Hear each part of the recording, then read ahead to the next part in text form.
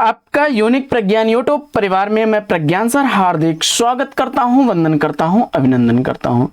प्यारे साथियों, हम लोग सरस्वती पांडे और गोविंद पांडे जी की पुस्तक से हिंदी साहित्य का वस्तुनिष्ठ अध्ययन कर रहे हैं और पिछले वीडियो में हम लोगों ने आदिकाल के नामकरण और उससे पूर्व में हिंदी साहित्य के इतिहास लेखन परंपरा, अपभ्रंश साहित्य आदि पर चर्चा की थी। और आज के इस वीडियो में हम लोग सिद्ध साहित्य, नाथ साहित्य, जैन साहित्य, फागु काव्य आदि बिंदुओं पर चर्चा करेंगे। तो सरस्वती पांडे, गोविंद पांडे की पुस्तक से यह अध्ययन प्रारंभ करें। इससे पूर्व वीडियो को पहली बार देख रहे हैं तो चैनल पर नए हैं तो कृपया चैनल को सब्सक्राइब, वीडियो को लाइक और शेयर करना बिल्कुल ना भूलें। तो बिना समय गंवाए साथियों, प्रारंभ करेंगे आज की पाठचर्या। और पाठचर्या में देखते हैं सिद्ध साहित्य। सराहपा को हिंदी का प्रथम कवि माना जाता है। सराहपा का नाम सरोज, वज्र, राहुल भद्र आदि नामों से भी सराहपा को जाना जाता है। सिद्धों में सबसे पुराने सराहपा हैं। आगे, सिद्धों ने बौद्ध धर्म के ब्रजयान तत्व पर प्रचार करने के लिए जो साहित्य जन भाषा में लिखा वही हिंदी के सिद्ध साहित्य की सीमा में आता है। वज्रयान का केंद्र जो है वह श्री पर्वत रहा है और सहज यानियों की जो भाषा थी उन्हें संध्या भाषा या सिद्धों की भाषा को संध्या भाषा कहा गया। कुछ विद्वानों ने संध्या भाषा का अर्थ यह बताया कि यह ऐसी भाषा है जिसमें संध्या के समान प्रकाश और अंधकार का मिश्रण है। ज्ञान के आलोक से उनकी सारी बातें स्पष्ट हो जाती हैं। तो कुछ विद्वानों ने संध्या भाषा का अर्थ अभिसंधि या अभिप्राय युक्त वाणी बताया है। पंडित विधुशेखर शास्त्री ने बताया कि मूल शब्द संध्या भाषा नहीं बल्कि संध्या भाषा रहा होगा, यानी संध्या भाषा न होकर के बल्कि संध्या भाषा कहने वाले हैं विधुशेखर शास्त्री जी। आगे, ज्योतिश्वर ठाकुर ने वर्ण रत्नाकर नामक 14वीं शताब्दी में मैथिल ग्रंथ में 84 सिद्धों के नाम दिए हैं। सहज यानियों की भाषा, संध्या भाषा का प्रभाव संत कवियों पर भी पड़ा और वे उलट बांसियां लिखने लगे। आगे, राहुल सांकृत्यायन जी ने शराहपात का समय 769 ईस्वी बताया है। विनय तोष भट्टाचार्य ने सराहपात का समय विक्रमी संवत 690 यानी ईस्वी संवत 633 स्वीकार किया है, स्थिर किया है। आगे, इनके लिखे गए यानी सराहपात द्वारा लिखे गए 32 ग्रंथ हैं जिसमें सबसे ज्यादा दोहा कोश प्रसिद्ध है। आगे वे लिखते हैं कि महोपाध्याय हर प्रसाद शास्त्री द्वारा संपादित बौद्ध गान आदोहा में सराहपा और कृष्णाचार्य का दोहा संग्रहित है। आगे, महोपाध्याय हर प्रसाद शास्त्री ने बौद्ध गान ओ दोहा में संग्रहित पुस्तकों की भाषा को प्राचीन बंगला कहा है। आगे, दोहा कोश का संपादन डॉक्टर प्रबोध चंद्र बागची ने किया और दोहा कोश में तिल्लोपा, सराहपा, कड़ापा के दोहे संग्रहित हैं। सराहपा की जीवन दृष्टि संक्षेप में इस प्रकार है: सहज संयम, पाखंड और आडंबर विनाश, गुरु सेवा, सहज मार्ग और उसके बाद महासुख की प्राप्ति। बड़ा इंपॉर्टेंट कथन है बच्चन सिंह का कि डॉक्टर बच्चन सिंह ने लिखा, आक्रोश वही भाषा का पहला प्रयोग सराहपा में ही दिखाई देता है। सिद्धों की भाषा को संध्या भाषा नाम से मुनिदत्त और अद्वै ब्रज ने दिया। आगे, सबरपा सराहपा के शिष्य और लुईपा के गुरु थे, यानी सबरपा के शिष्य थे लुईपाद और सबरपा शिष्य थे सराहपा के।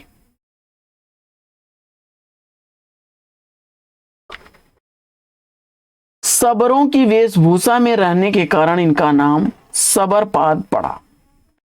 इनका जन्म यानी कि सबरपा का जन्म क्षत्रिय कुल में 780 ईस्वी के आसपास हुआ।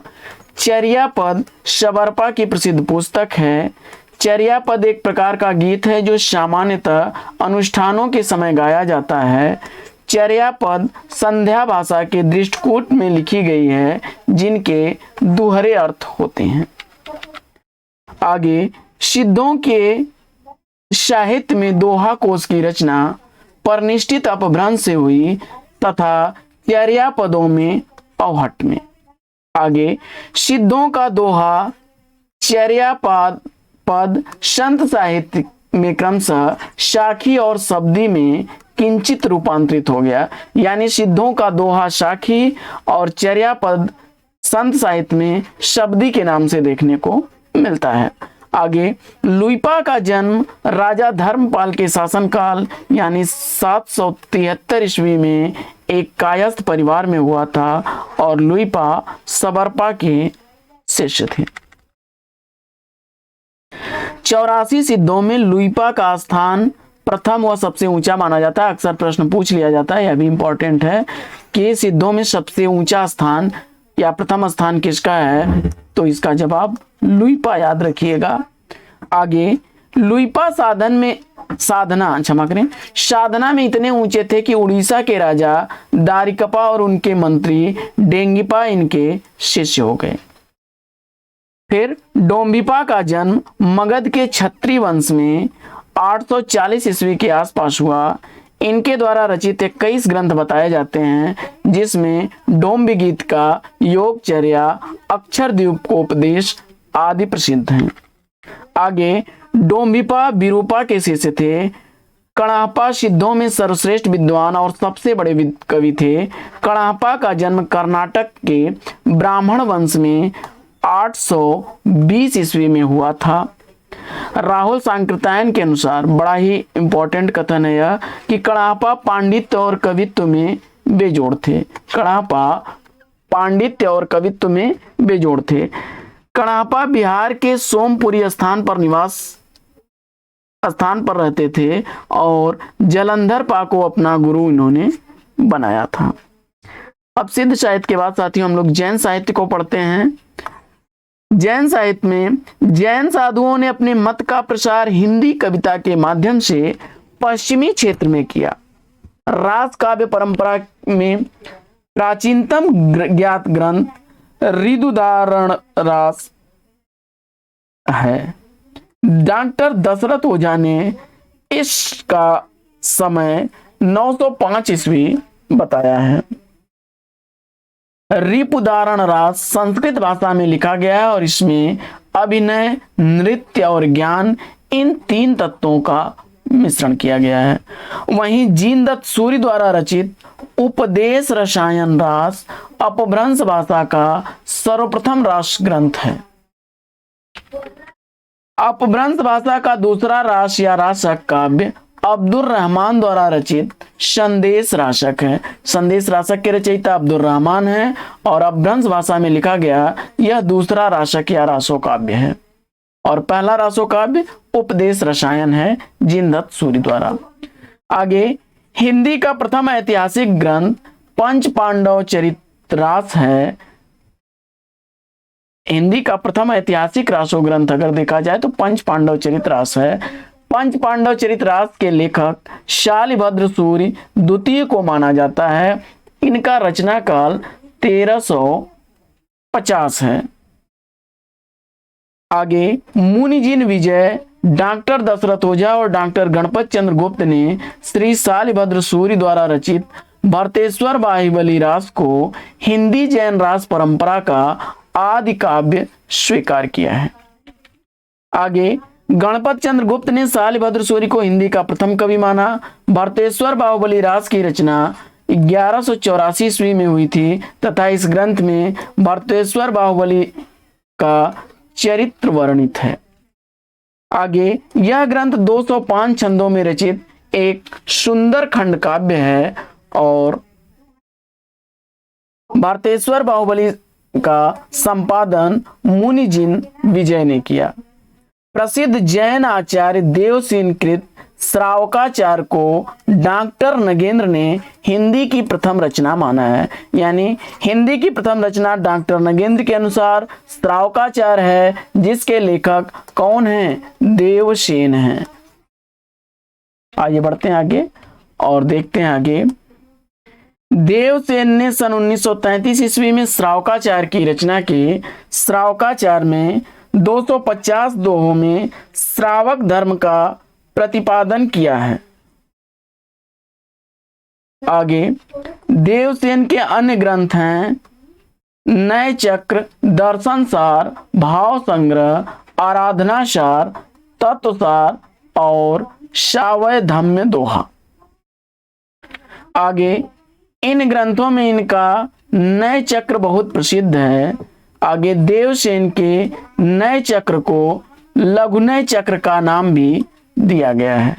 आगे देवसेन अपने ग्रंथ में जैन धर्म के अनेक संघों की उत्पत्ति लिखी है, जिसे इन्होंने जैनाभास का नाम दिया।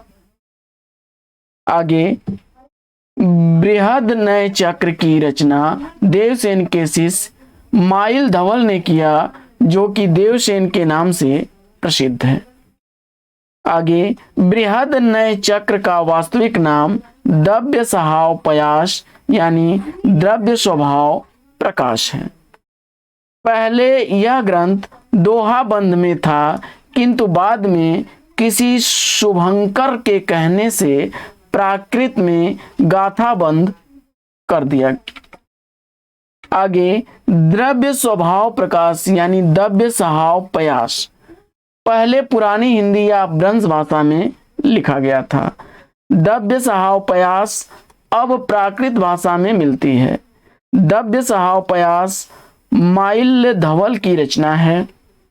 आगे शालिभद्र सूर्य के बुद्धिरास नामक ग्रंथ का संग्रह उनके शिष्य शिवी ने किया था। आशगु नामक कवि ने जालौर में लगभग 1200 ईस्वी के आसपास 35 छंदों का एक लघु खंड काव्य चंदनवाला रास के नाम से लिखा। बड़ा इंपॉर्टेंट है, अक्सर पूछा जाता है। चंदनवाला रास 1200 ईस्वी के आसपास में जो है 35 छंदों का खंड काव्य है, जिसके लेखक आशुग कवि हैं। आगे आशुग ने जीव दया रास नामक एक ग्रंथ की भी रचना की थी। जीव दया रास के भी रचनाकार आशगु हैं। और जिन धर्म सूरी ने 1209 ईस्वी में स्थूलभद्र रास की रचना की। आगे स्थूलभद्र रास के रचयिता का नाम जीर्णधाम मिलता है, जो जिन धर्म का ही पर्याय समझा जाता है। स्थूलभद्र रास के रचयिता का नाम जीर्णधाम मिलता है, जो जिन धर्म का ही पर्याय समझा जाता है। विजय सेन सूर्य ने रेवंत गिरिरास यानी रेवंत गिरिरास, यह भी इंपॉर्टेंट रचना है, पूछी जाती है। रेवंत गिरिरास के रचनाकार विजय सेन सूर्य हैं, जिसका रचना काल 1231 ईस्वी है। और इसमें जैन तीर्थ रेवंत गिरी और तीर्थंकर नेमिनाथ की प्रतिमा के महत्व का प्रतिपादन ऐतिहासिक और पौराणिक इतिवृत्ति तथा प्राकृतिक सौंदर्य के आधार पर किया गया है। रेवंत गिरिरास 4 कड़वकों में विभक्त है। रेवंत गिरिरास की ही भांति कवि पल्हड़ द्वारा रचित आबुरास है, जिसका समय काल 1232 ईस्वी है। और इसमें भी जैनियों के प्रसिद्ध स्थान आबू मंदिर का वर्णन है। इसके बाद मुनि सुमितिगण ने नेमिनाथ रास में जैन तीर्थंकर नेमिनाथ के चरित्र का वर्णन अत्यंत संक्षेप में किया। आगे नेमिनाथ रास की रचना 1213 ईस्वी में 58 छंदों में हुई है।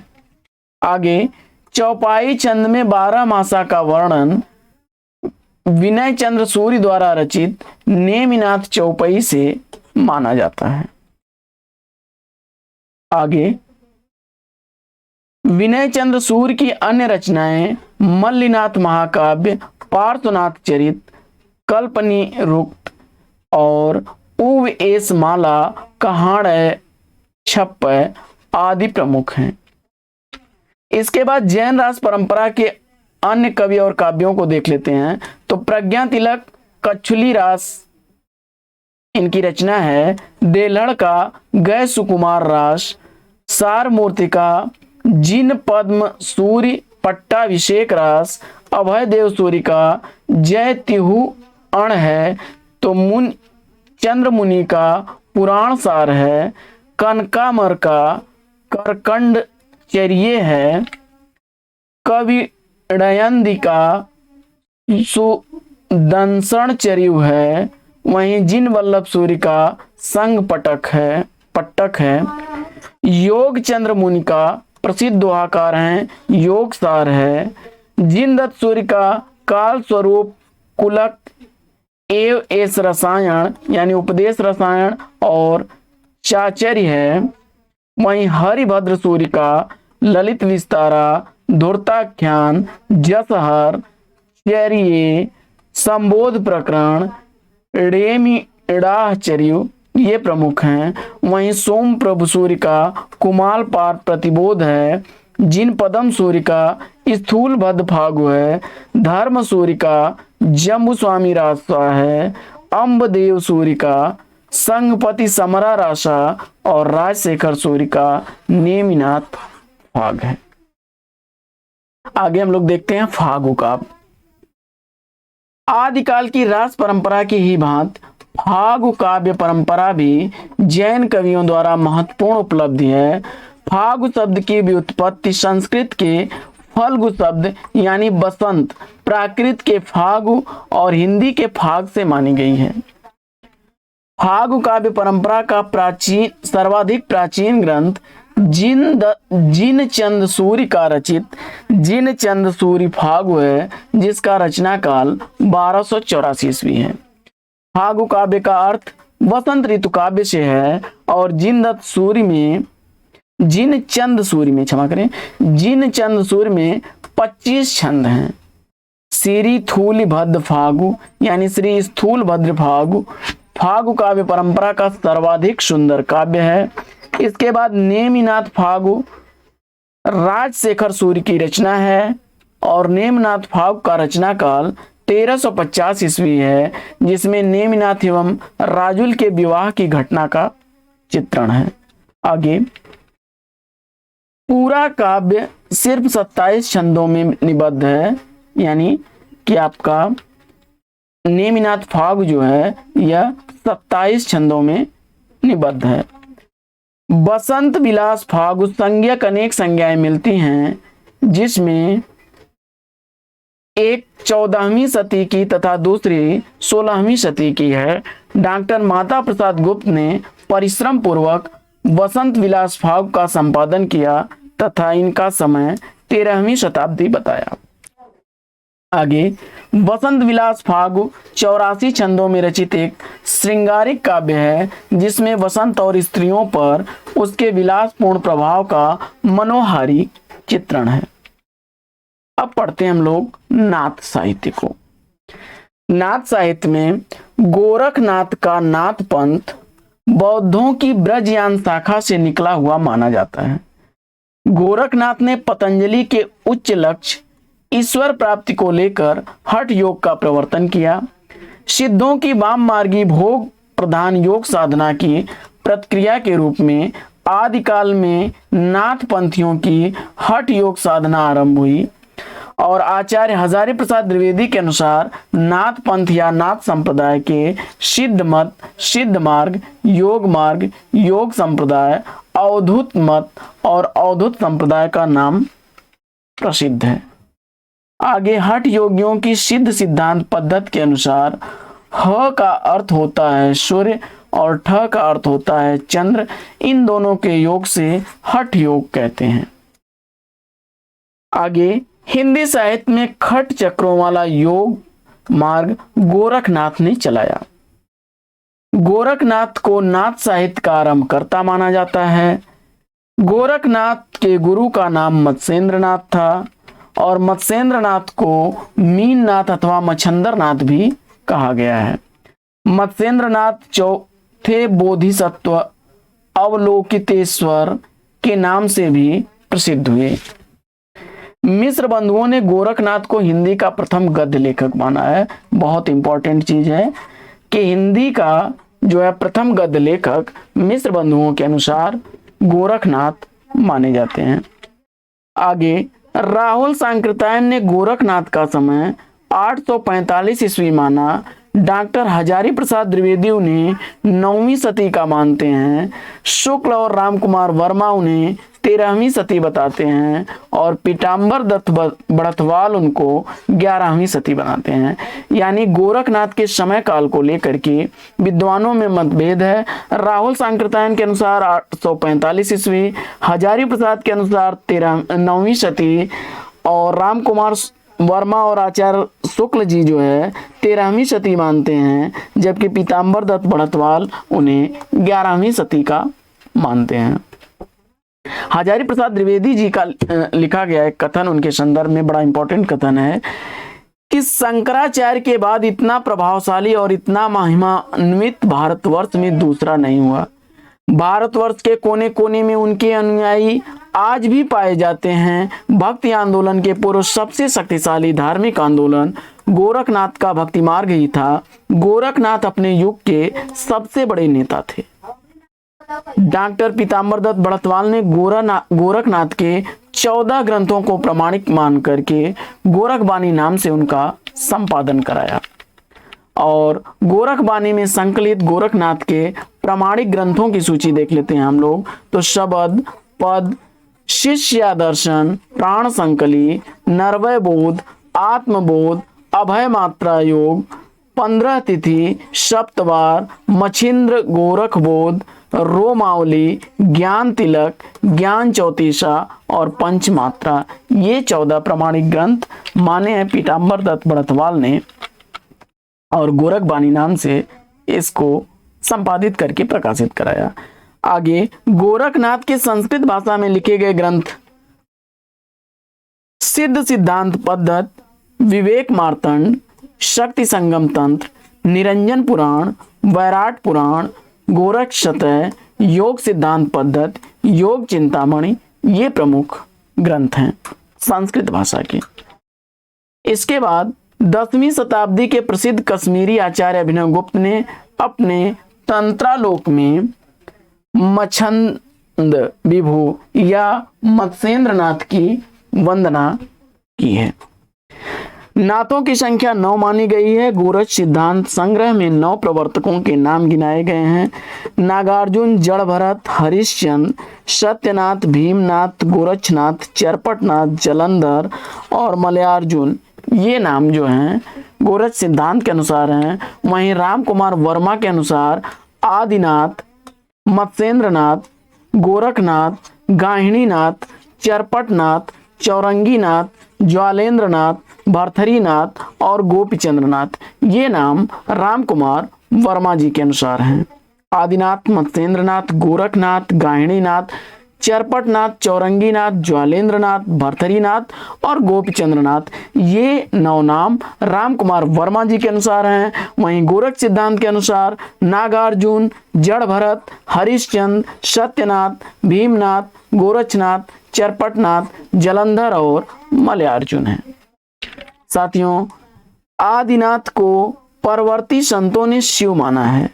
चरपटनाथ का पूर्व नाम चरकानंद था। चौरंगीनाथ गोरखनाथ के शिष्य थे और ये पूरन भगत नाम से प्रसिद्ध हुए। नाथ संप्रदाय में जलंधर को ही बालनाथ कहा जाता है। यह इंपॉर्टेंट चीज है, इसको काफी ध्यान से याद रखिएगा। जलंधर को ही बालनाथ नाथ संप्रदाय में कहा गया है। नागार्जुन, गोरखनाथ, चरपट और जलंधर का नाम नाथ और सिद्ध दोनों में गिना जाता है। यह भी इंपॉर्टेंट चीज है, यह भी याद रखिएगा कि नागार्जुन, गोरखनाथ, चरपटनाथ और जलंधर, इन लोगों को सिद्ध और नाथ दोनों में गिना जाता है। नाथों में रसायनी नागार्जुन को माना जाता है। नाथ पंथ के जोगियों को कनफटा भी कहा जाता है और नाथ पंथियों की जो भाषा थी वह सदुक्कड़ी भाषा थी, जिसका ढांचा कुछ खड़ी बोली लिए हुए राजस्थानी था। यानी सिद्धों की जो भाषा थी वह संध्या भाषा थी। सिद्धों की भाषा संध्या भाषा या संध्या भाषा थी, जबकि नाथपंथियों की भाषा सदुक्कड़ी भाषा थी। यह याद रखिएगा आप लोग। आगे, गोरखनाथ ने अपनी रचना में गुरु महिमा, इंद्रिय निग्रह, प्राण साधना, वैराग्य, मन साधना, कुंडली जागरण, शून्य समाधि आदि का वर्णन किया है। वहीं मत्स्येंद्र नाथ का वास्तविक नाम विष्णु शर्मा माना जाता है। इनकी लिखी संस्कृत रचना कौल ज्ञान निर्णय का संपादन प्रबोध चंद्र बागची ने किया। और आगे हम लोग देख लेते हैं रासों का। रासो साहित्य को देखते हैं तो रासो साहित्य आचार्य रामचंद्र शुक्ल ने रासो साहित्य का विवरण वीर गाथा काल के अंतर्गत दिया है। शुक्ल जी के अनुसार वीर गीत परंपरा का प्राचीनतम ग्रंथ विसल देव रासो है। विसल देव रासो है। विद्वानों ने रासो शब्द की व्युत्पत्ति निम्न ढंग से मानी है। यानी रासो शब्द की उत्पत्ति के संदर्भ में अगर बात की जाए गारसा दत्त ताशी महोदय की, तो ये राजसूय शब्द से रासो शब्द की उत्पत्ति मानते हैं। तो वहीं हर प्रसाद शास्त्री जी राजयश से रासो शब्द की उत्पत्ति मानते हैं। तो नरोत्तम स्वामी रासक शब्द से रासो शब्द की उत्पत्ति मानते हैं। कविराज श्यामल दास रहस्य से मानते हैं। वहीं कवि प्रसाद जायसवाल भी रहस्य से ही मानते हैं। और आचार्य शुक्ल जी ने रसायन शब्द से रासो शब्द की उत्पत्ति मानी है। तो नंद दुलारे वाजपेयी ने रास शब्द से रासो शब्द की उत्पत्ति मानी। हजारी प्रसाद द्विवेदी ने रासक या उपरूपक से माना है। वहीं रामस्वरूप चतुर्वेदी ने राउस अथवा रस से माना। जबकि दशरथ शर्मा ने रासक, माता प्रसाद ने रासक और गणपत चंद्रगुप्त ने रासक का उन्होंने बताया रास, रास से रासा, रासा से रासु और रासु से फिर रासो शब्द की उत्पत्ति होती है। आइए बढ़ते हैं आगे। और आचार्य रासो साहित्य को जो है आचार्य रामचंद्र शुक्ल के अनुसार हम लोग देख लेते हैं। आचार्य रामचंद्र शुक्ल के अनुसार रासो साहित्य में 9वीं शताब्दी का वीर रस से पूर्ण खुमाण रासो ग्रंथ दलपति विजय द्वारा लिखा गया है, जिसकी भाषा राजस्थानी और प्रबंध काव्य में लिखी गई है। रचना है नरपति नाल द्वारा लिखा गया वीर गीत काव्य है विसल देव रासो, जिसका समय काल 1212 ईस्वी है। श्रृंगार प्रधान रचना है, 4 खंडों में विभक्त है। वहीं जगनिक द्वारा लिखा गया परमाल रासो, जिसे आलाखंड के नाम से भी जाना जाता है, वीर रस की प्रधानता का 1230 ईस्वी का ग्रंथ है। और चंद्रवरदाई द्वारा लिखा गया पृथ्वीराज रासो वीर और श्रृंगार युक्त रचना है। 69 समय यानी सर्ग हैं और डिंगल भाषा में लिखा गया यह प्रबंध काव्य है। वहीं केदार भट्ट द्वारा लिखा गया जयचंद्र प्रकाश वीर का प्रबंध काव्य है। 1224 ईस्वी इसका समय काल है। मधुकर भट्ट द्वारा जय मयंक जस चंद्रिका है, 1243 ईस्वी का प्रबंध काव्य लिखा गया है। सारंगधर द्वारा हमीर रासो और नल सिंह द्वारा विजयपाल रासो 42 छंदों का काव्य। श्रीधर द्वारा लिखा गया रणमल छंद 1454 ईस्वी का वीर काव्य है, जिसमें 70 छंद हैं और इसकी भाषा डिंगल है। और ये सब वीर गीत काव्य हैं। आगे साथियों, आचार्य रामचंद्र शुक्ल जी ने लिखा है कि चंद्रवरदाई हिंदी के प्रथम महाकवि माने जाते हैं और इनके द्वारा लिखा गया पृथ्वीराज रासो हिंदी का प्रथम महाकाव्य है। वहीं मिश्र बंधुओं ने हिंदी का वास्तविक प्रथम कवि महाकवि चंद्रवरदाई को ही कहा जा सकता है। हिंदी का वास्तविक प्रथम महाकवि चंद्रवरदाई को ही कहा जा सकता है, यह मिश्र बंधुओं का कथन है। और चंद्रवरदाई हिंदी के प्रथम महाकवि माने जाते हैं और इनका पृथ्वीराज रासो हिंदी का प्रथम महाकाव्य है, यह आचार्य शुक्ल जी का कथन है। पृथ्वीराज रासो की प्रमाणिकता अप्रामाणिकता में विद्वानों के बीच मतभेद रहा है और उसको हम लोग देख लेते हैं। तो पृथ्वीराज रासो को तीन विचारधाराओं से देखते हैं। एक विचारधारा उसको प्रमाणिक मानने में है, दूसरी अप्रामाणिक मानने में है और तीसरी अर्ध प्रमाणिक मानने में है। तो इसको प्रामाणिक मानने वाले विद्वानों में श्याम सुंदर दास, मिश्र बंधु, मोहनलाल विष्णु पांड्या और कर्नल टाड हैं। जबकि अप्रामाणिक मानने वाले में आचार्य शुक्ल हैं, देवी प्रसाद हैं, कविराज श्यामल दास हैं, गौरी शंकर, हीराचंद ओझा, बूलर और मुरारी दान हैं। जबकि अर्ध प्रमाणिक मानने वाले मुनिजन विजय, आचार्य हजारी प्रसाद द्विवेदी, डॉक्टर सुनीति कुमार चटर्जी और दशरथ ओझा हैं। पृथ्वीराज रासों में 68 छंदों का प्रयोग हुआ है। इंपॉर्टेंट चीज है, 68 छंदों का प्रयोग हुआ है और इसमें मुख्य छंद के रूप में कब्बित, छप्पय, दूहा, तोमर, त्रोटक, गाहा और आर्या हैं। चंद्रबरदाई को छप्पयों छंद का विशेषज्ञ या छप्पयों का राजा भी कहा जाता है। आचार्य हजारी प्रसाद द्विवेदी ने पृथ्वीराज रासों को सुख सुखी संवाद के रूप में रचित माना है। प्रश्न अक्सर आता है कि सुख सुखी संवाद पृथ्वीराज रासों को मानने वाले कौन हैं? तो जवाब आपका हजारी प्रसाद द्विवेदी याद रहेगा आपको। आगे डॉक्टर वूलर ने सर्वप्रथम कश्मीरी कवि जयानकृत पृथ्वीराज के आधार पर सन 1875 ईस्वी में पृथ्वीराज रासों को अप्रामाणिक घोषित किया। पृथ्वीराज रासों को चंद्रबरदाई के पुत्र जल्हड़ ने पूर्ण किया और डॉक्टर बच्चन सिंह ने लिखा है कि यह पृथ्वीराज रासों एक राजनीतिक महाकाव्य है। दूसरे शब्दों में राजनीति की महाकाव्यात्मक त्रासदी है। हिंदी में सर्वप्रथम 12 मासा का वर्णन नरपति नाल कृत बीसल देव रासों में मिलता है। आगे कैमास वध पृथ्वीराज रासों का एक महत्वपूर्ण समय या सर्ग है। आचार्य शुक्ल ने वीर काव्य परंपरा का प्रथम ग्रंथ बीसल देव रासों को स्वीकार किया है। परमाल रासों में आला उदल नामक 2 सरदारों की वीरता का वर्णन है। आला खंड को सर्वप्रथम 1865 ईस्वी में फर्रुखाबाद के तत्कालीन जिलाधीश चार्ल्स इलियट महोदय ने प्रकाशित करवाया था। यह भी इंपॉर्टेंट है, अक्सर पूछा जाता है। और आला खंड बरसात ऋतु में उत्तर प्रदेश के बैसवाड़ा, पूर्वांचल और बुंदेलखंड में क्षेत्र में गाया जाने वाला प्रचलित लोक काव्य है। तो साथियों, आज की पाठचर्या में हम लोग यहीं पर विराम लेंगे और कल पुनः यहां से कंटिन्यू करेंगे विद्यापति जी को और इसके आगे की पाठचर्या। तो आज यहीं पर लेते हैं विराम, फिर मिलेंगे आपसे अगले वीडियो में एक नए प्रकरण, एक नए टॉपिक, एक नए अंदाज में। तब तक के लिए लेंगे आपसे विदा। आपका जीवन मंगलमय हो। बेस्ट विशेष, बेस्ट ऑफ लक। जय हिंद साथियों।